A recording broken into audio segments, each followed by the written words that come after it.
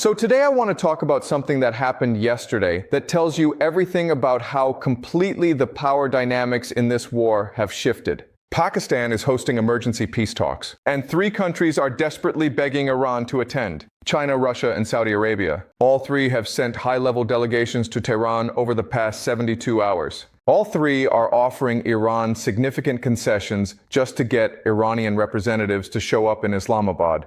And Iran has not said yes to any of them. Let me walk you through what is actually happening here and why this is one of the most revealing moments of this entire conflict. Because what this tells you is that Iran now holds all the leverage. Iran is not the desperate party begging for negotiations. Iran is the party that gets to choose whether negotiations even happen. And that inversion, that complete reversal of the expected power dynamic, that is what everyone needs to understand. So let me start with the context. Pakistan announced 48 hours ago that it would host multilateral peace talks in Islamabad aimed at resolving the Strait of Hormuz crisis. The stated goal is to create a framework for reopening the strait, establishing security guarantees, and de-escalating the broader regional conflict. On the surface, this sounds reasonable: a neutral venue, a multilateral format, an opportunity for dialogue. But here is what most media coverage is completely missing. Iran does not need these talks. Everyone else does. Let me explain why. The Strait of Hormuz has been closed for weeks. And who is suffering from that closure? Japan is facing fuel shortages. South Korea is rationing energy. India's economy is slowing. Europe is experiencing another energy price shock. China is paying elevated prices for oil. All of these nations desperately need Hormuz reopened. But Iran? Iran is doing fine. China just guaranteed Iran $36 billion per year in oil revenue for the next decade, regardless of whether Hormuz is open or closed. Russia is providing Iran with military technology and intelligence. Iran's economy is stable. Iran's strategic position is stronger than it has been in decades. So when Pakistan announces peace talks, Iran looks around and asks a very simple question: what do I gain from attending? And the answer, from Iran's perspective, is absolutely nothing unless someone offers Iran something significant. Iran already controls the strait. Iran already has guaranteed revenue. Iran already has great power backing from China and Russia. Why would Iran give up any of that leverage by attending talks where the entire purpose is to pressure Iran into reopening Hormuz? This is why three countries are now begging Iran to attend. Because without Iran, the talks are meaningless. You cannot negotiate the reopening of Hormuz without the country that controls Hormuz. And Iran knows this. So Iran is making everyone come to Tehran first to explain what Iran gets out of showing up in Islamabad. Let me break down what each of these three countries is offering and why Iran has not accepted any of their offers yet. First, China. China has sent a senior foreign ministry official to Tehran with a very specific message. China wants Iran at the talks because China wants to position itself as the mediator and peacemaker. China wants the global narrative to be that China solved the crisis that America could not solve. This would be an enormous diplomatic victory for China. Proof that the world no longer needs American leadership to resolve major conflicts. So what is China offering Iran? Continued economic support, obviously,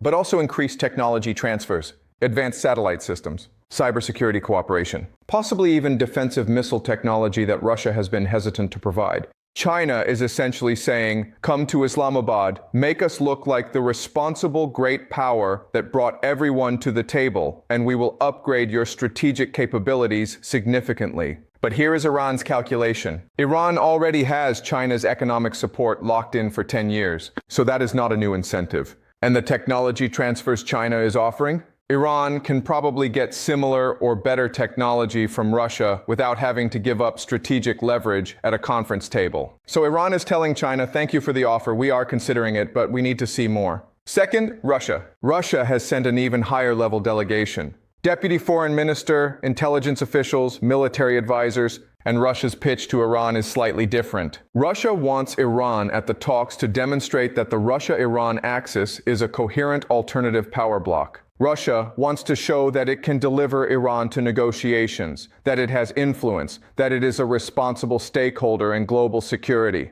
This enhances Russia's international standing at a time when Russia is isolated from the West. What is Russia offering? Advanced air defense systems, potentially S-400 batteries, real-time intelligence sharing from Russian satellites and electronic warfare systems, coordination on energy policy to maximize both countries' leverage over global oil prices, And perhaps most significantly, a mutual defense understanding that stops short of a formal treaty but provides Iran with implicit Russian protection against certain types of American escalation. This is a strong offer, stronger than China's in some ways, but Iran's response has been the same. We are listening, we are interested, but we have not committed to anything. And the reason is strategic patience. Iran knows that the longer Hormuz stays closed, the more desperate these offers become. Why accept today's offer when tomorrow's might be better? Third, and this is the most fascinating, Saudi Arabia. Saudi Arabia has sent a delegation to Tehran for the first time since the war began. This is extraordinary. Saudi Arabia and Iran are regional rivals. Saudi Arabia's oil infrastructure has been struck by Iranian missiles during this war, and yet Saudi Arabia is now begging Iran to come to peace talks. Why? Because Saudi Arabia is terrified. Saudi oil exports are down 60% because Hormuz is closed. Saudi Arabia cannot ship oil to its largest customers in Asia. Saudi government revenue is collapsing. The Saudi economy is in freefall. And Saudi Arabia knows that if this continues for another few months, the Saudi state faces genuine fiscal crisis. Saudi Arabia needs Hormuz reopened more desperately than almost anyone. So what is Saudi Arabia offering Iran? This is where it gets really interesting. Saudi Arabia is offering diplomatic normalization, full resumption of relations, potential security cooperation, and most significantly, Saudi Arabia is offering to coordinate oil production with Iran rather than competing with Iran. This would effectively create a Saudi-Iran energy cartel that could manipulate global oil prices for decades. This is an astonishing offer. This is Saudi Arabia admitting that it can no longer compete with Iran and needs to accommodate Iranian regional dominance. But even this offer, as significant as it is, has not gotten Iran to commit. Iran's response has been polite but non-committal. We appreciate Saudi Arabia's recognition of new realities. We are open to discussions, but we need concrete terms, not vague principles. Iran is making Saudi Arabia sweat. Iran is demonstrating that Saudi Arabia needs Iran more than Iran needs Saudi Arabia. Now let me zoom out and explain what this entire dynamic reveals about where we are in this conflict. When a war begins, the aggressor typically has maximum leverage. The aggressor chose the time and place of the conflict. The aggressor has the initiative. But as the war continues, if the defender survives the initial onslaught, the leverage gradually shifts. The aggressor has expended resources. The aggressor has revealed its capabilities and limitations. The defender has adapted, has survived, and now controls whether and how the conflict ends. This is exactly what has happened with Iran. America initiated this conflict expecting quick Iranian capitulation. Instead, Iran survived, closed Hormuz, and demonstrated that American military power cannot force the strait open without unacceptable costs. And now, weeks into the war, Iran controls the terms of any negotiated settlement. Iran decides whether talks happen. Iran decides what is on the table. Iran decides what concessions are sufficient.